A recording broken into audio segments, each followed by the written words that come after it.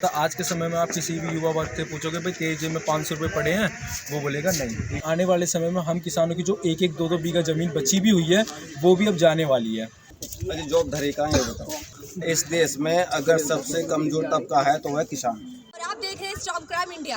आइए बात करते हैं बेरोजगारी के ऊपर। लोगों ने एंटरटेनमेंट और बाकी चीज़ों की खबरें तो दिखाई होगी और आपने काफ़ी देखी भी होगी, लेकिन बेरोजगार का मुद्दा कभी कोई नहीं छेड़ता। लेकिन सबसे ज़्यादा महत्वपूर्ण मुद्दा है हमारे देश में बेरोजगार का मुद्दा।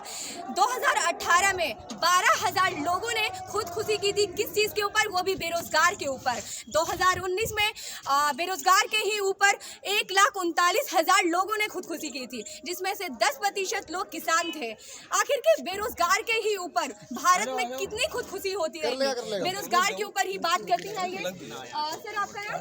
मेरा नाम विनय बैसला। अच्छा सर, तो आप अभी क्या कर रहे हैं सर? अभी तो मैं स्टडी कर रहा हूँ। ये स्टडी कर रहे हैं, तो ये स्टडी के बाद सर कुछ प्लान बना है कि हाँ आपको स्टडी करते ही जॉब मिल जाएगा, ऐसा कुछ? नहीं, ऐसा तो नहीं हुआ है कि जॉब मुझे मिल जाएगी। और आज के समय में जैसे मैं देख रहा हूँ कि मैं सोचता हूँ कहीं जॉब लगी मेरी, तो मैंने भी बहुत स्ट्रगल किया था, एक छोटी सी जॉब मेरी लगी है ना।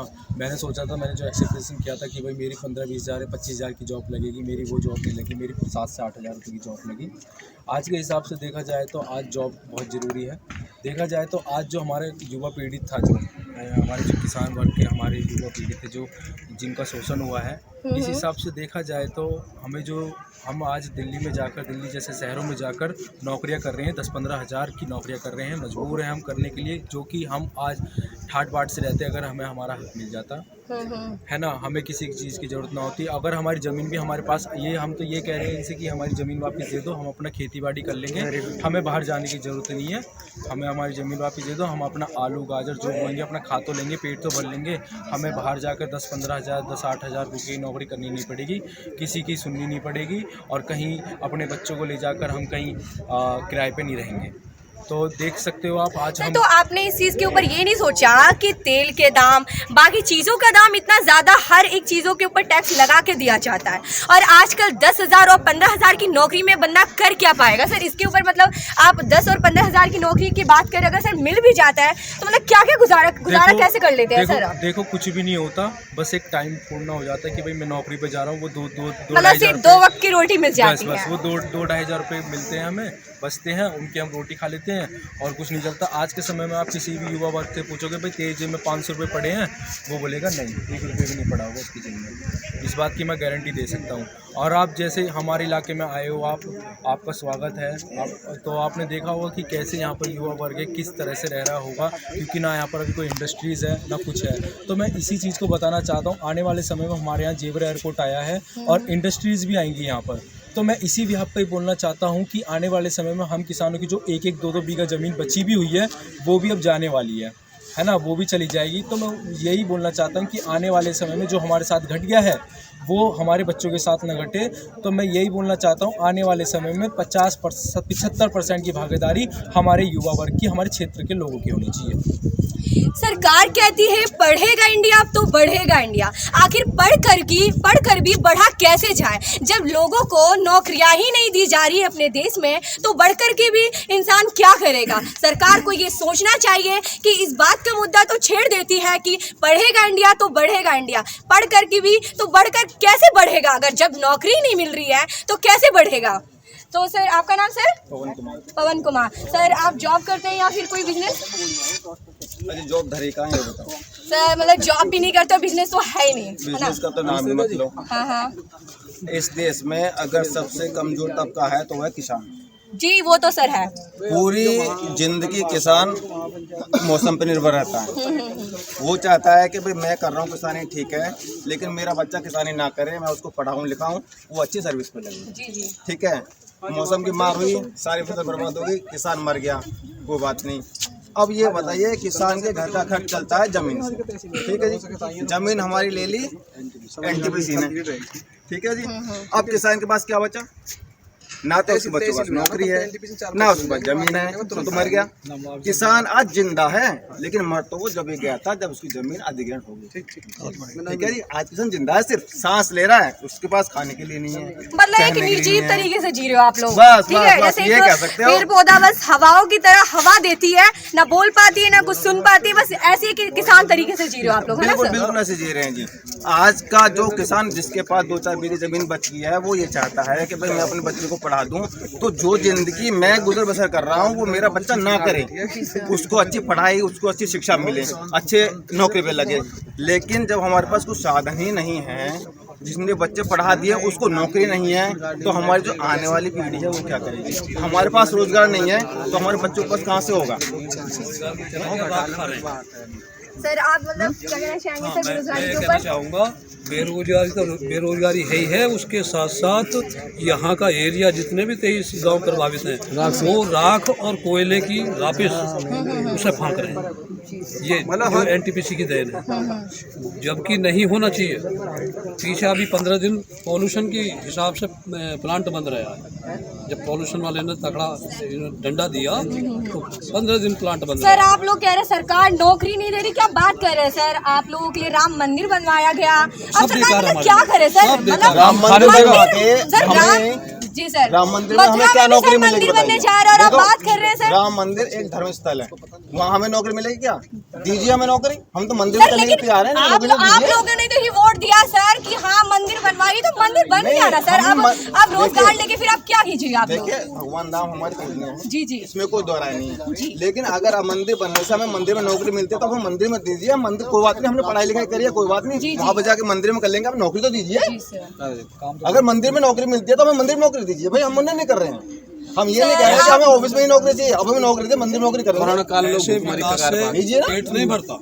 लाइट में बैठ करके भूखे आदमी को बैठा दिया जाए तो उसका पेट नहीं भरेगा।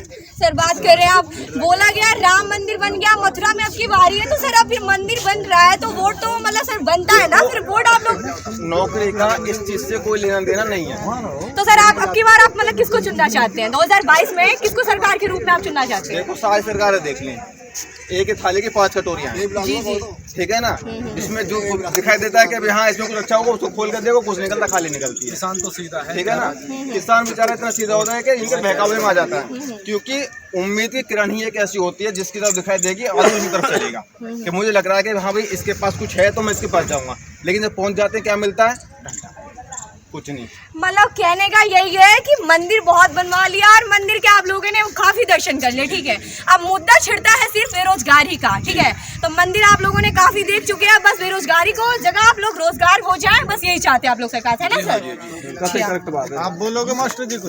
तो आप बताइए सर।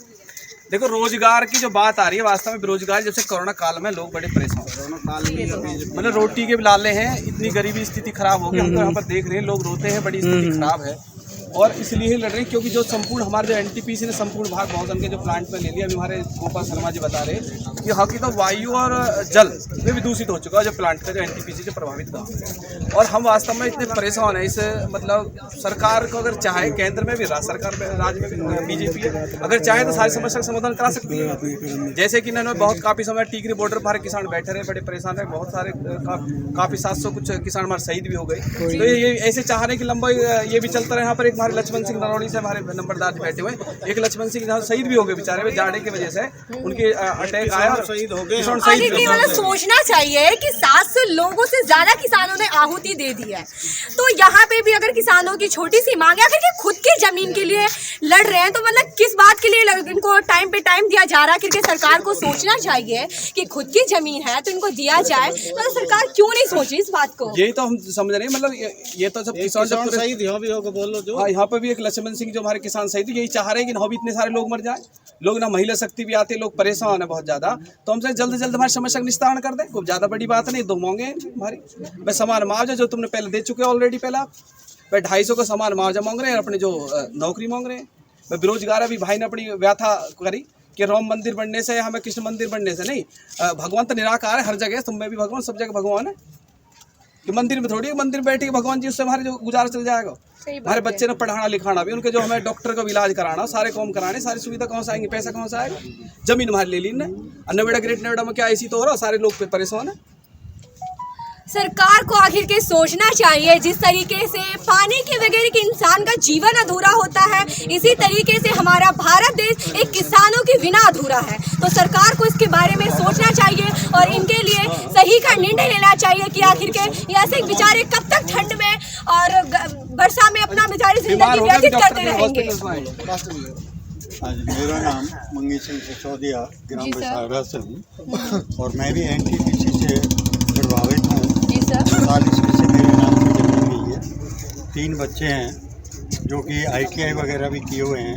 सन 92 से एक बच्चे का फॉर्म भर के आज तक भी वहीं लगा हुआ है, लेकिन बच्चे को सिलेक्शन नहीं हुआ सिलेक्शन। बेरोजगार है और 2 मांगे हम लोगों की जो चल रही हैं 250 रुपये प्रति घर जो इन्होंने दिया है समझौता करके। हमारा कहना है कि जो समझौता आपने किए हैं एक समझौता और कर लीजिए। हमारा 250 के हिसाब से दे दो और प्रत्येक परिवार को नौकरी नहीं दे पा रहे हो। जैसे जेवर एयरपोर्ट में चल रहा है, जो संविधान आया है जियो के 5.5 लाख रुपए दे रहे हैं वो लोग, तो 5.5 लाख रुपए दीजिए। मतलब कहने का मुद्दा यही है कि एक तो बेरोजगारी से इंसान जूझ रहा है और जो आप लोग की खुद की जमीन है उसके लिए भी आप लोग खुद परेशान हो रखे हैं, है ना सर? हाँ जी।